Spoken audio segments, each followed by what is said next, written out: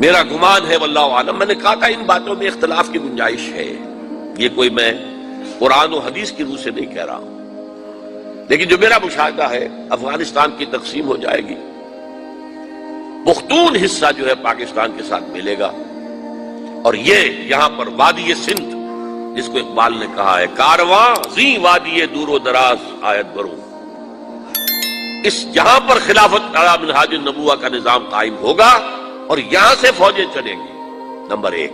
Number دو، عرب کے ریگزار میں 15ویں صدی کے مجدد کا ظہور ہو جائے گا۔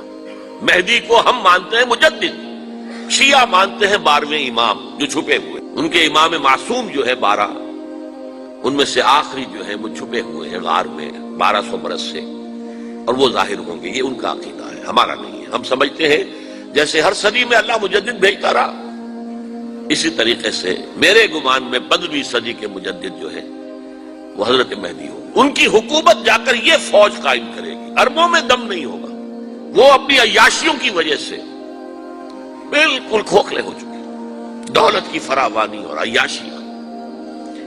یہ بھی سننے میں آتا ہے دروغ برگردن راوی کہ اگر کوئی فوجی قافلہ ان کا چل رہا ہوتا ہے تو وہ بجائے ٹرکوں میں بیٹھنے کے وہ اپنی کاروں میں بیٹھ کے ساتھ ساتھ چلتے ہیں، وہ ٹرک خالی چل رہے ہوتے ہیں، ٹرک کی سختی جو ہے، سخت سیٹ جو ہے برداشت کرنا ان کے بس کا روگ نہیں ہے۔ یعطون للمہدی، یعنی سلطان ہو، اس کی حکومت کو مستحکم کریں گے۔ پھر حضرت مہدی کی طرف سے شروع ہوگا معاملہ جہاد، اور یہ سارا جو ملک چھوٹ ہم مسلمانوں کے ہاتھ سے نکل گئے تھے یہ واپس لے گیا۔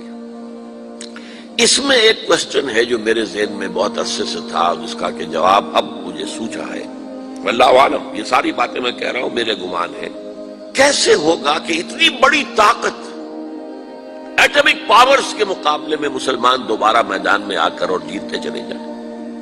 میرا گمان یہ ہے واللہ عالم، اس پورے معاملے کا سارا جو ہے ارینا جو ہے وہ ہے مڈل ایسٹ، یورپ، جس میں حدیث میں آیا ہے کہ رومی عیسائی 80 جھنڈوں تلے تم پر حملہ کریں گے اور ہر جھنڈے کے نیچے 12,000 فوج ہوگی، 10 لاکھ۔ اور مجھے حال ہی میں معلوم ہوا ہے کہ آج کل جو ایک ڈویژن ہوتا ہے وہ 12,000 کا ہوتا ہے، تو 80 ڈویژنز آرمی آئے گی۔ لیکن معلوم ایسا ہوتا ہے کہ روس، چائنا، جاپان اور میرے خیال میں انڈیا بھی یہ نیوٹرل رہیں گے، نمٹ لو آپس میں۔ تو ابراہیمی قوموں کا جھگڑا ہے نا کہ فلسطین کس کا ہے، مسلمان کہتے ہیں ہمارا ہے، یہودی کہتے ہیں ہمارا، عیسائی کہتے ہیں ہمارا ہے، تو نمٹ لو، سیٹل یور سکورز۔ لیکن کوئی ویپنز آف ماس ڈسٹرکشن استعمال نہ ہو، اگر وہ ہوئے تو پھر ہم میدان میں آ جائیں گے۔ میرا گمان یہ ہے کہ ویپنز آف ماس ڈسٹرکشن استعمال نہیں کر سکیں گی مغربی طاقت، اور پھر جنگ کے اندر مسلمانوں کے ساتھ جیتنا ان کے لیے ممکن نہیں ہے۔ جن کو موت عزیز ہے، منحصر مرنے پہ ہو جس کی امید نا امیدی اس کی دیکھا چاہیے، اور وہ مرنے کو تیار نہیں ہے۔ وہ تو 40,000 فٹ کی بلندی سے ڈیزی کٹر پھینک سکتے ہیں، نیچے نہیں آئیں گے۔ اور جب نیچے کچھ اتنے تھے تو جو حشر کیا تھا، تو جو بات کہی تھی رمزفیلڈ نے، ویری ٹینیشیس فائٹرز، یہ افغان والے جو ہیں یہ تو چمٹ جانے والے ہیں، یہ ایسے جنگجو ہیں، ان سے جان چھڑانی مشکل ہے، جن کے لیے موت سب سے بڑی کامیابی ہے۔ شہادت مطلوب و مقصود مومن نہ مال غنیمت نہ کشور کشائی، مسلمانوں کا مقابلہ کر سکیں۔ یہ ہے میرا گمان، واللہ عالم۔ بہرحال پہلا مرحلہ کسی اجمی ملک میں جو میرے نزدیک پاکستان اور افغانستان پہ مشتمل ہوگا، خلافت کا نظام پہلے آئے گا، پھر یہاں سے فوجیں چلیں گی، حضرت مہدی کی حکومت قائم ہوگی، پھر وہ حضرت مہدی جو ہے وہ جہاد کریں گے، قتال کریں گے، اور اس قتال کے آخری مرحلے پر حضرت عیسیٰ علیہ السلام بھی نازل ہو جائیں گے، اور غالباً ان کے ذریعے سے پھر جتنا الیکٹرانک ان کا حساب کتاب ہے وہ ختم ہو جائے گا۔ حضور نے فرمایا ان کی آنکھوں میں ایسی تاثیر ہوگی، جہاں تک نگاہ جائے گی یہودی پگھل جائیں گے، کوئی بہت بڑا لیزر ہوگا، اور ظاہر بات ہے کہ ان کے یہ ہتھیار جو ہے ان کا مقابلہ تو مسلمان نہیں کر سکتے، اور نہ ابھی آپ کو 100 برس بھی یہ سوچ سکتے ہیں کہ کوئی مسلمان ملک اتنی ترقی کر سکتا ہے کہ ان کے مقابلے میں پہنچ جائے ان ہتھیاروں کے معاملے میں۔ تو یہ اصل میں جو شخص سراپا معجزہ تھا، حضرت عیسیٰ جو ہے سراپا معجزہ، پیدائش معجزہ، آسمان پر اٹھایا جانا معجزہ، خلق حیات، بنایا مٹی کا پرندہ پھونک ماری اڑنے لگا، احیاء موتا، مردہ کو کہا اٹھو قم باذن اللہ، اٹھ گیا چلنے لگا، مادرزاد اندھے کے آنکھ پر ہاتھ پھیری اور اس کو آنکھیں اللہ نے دے دی، کوڑی کے جسم پر ہاتھ پھیرا اور کوڑ صاف۔ اس سے بڑے معجزے تو کسی کو دیے ہی نہیں گئے، سراپا معجزہ۔ وہی آ کر آخری جو بھی ہوگا معاملہ، اس کے اندر حضرت عیسیٰ کی معجزاتی شخصیت جو ہے در حقیقت وہ فیصلہ کن ہوگی۔ میرے نزدیک یہ ہیں وہ چیزیں جس کی بنا پر میں سمجھتا ہوں کہ حالات جو ہیں جدھر جا رہے ہیں، حضرت عیسیٰ کے آنے کے بعد 2 نتیجے نکلیں گے۔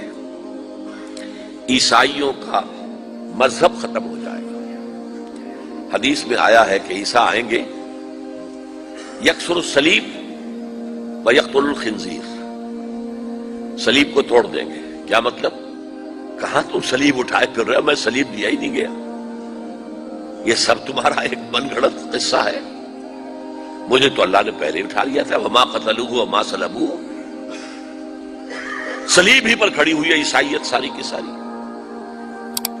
اور خنزیر کو قتل کر دی۔ خنزیر تم نے کیسے حلال کر لیا اپنے لیے؟ کبھی اسلامی شریعت کے اندر موسیٰ کی شریعت میں حرام تھا، وہی موسیٰ کی شریعت میں تمہیں دے کر گیا تھا۔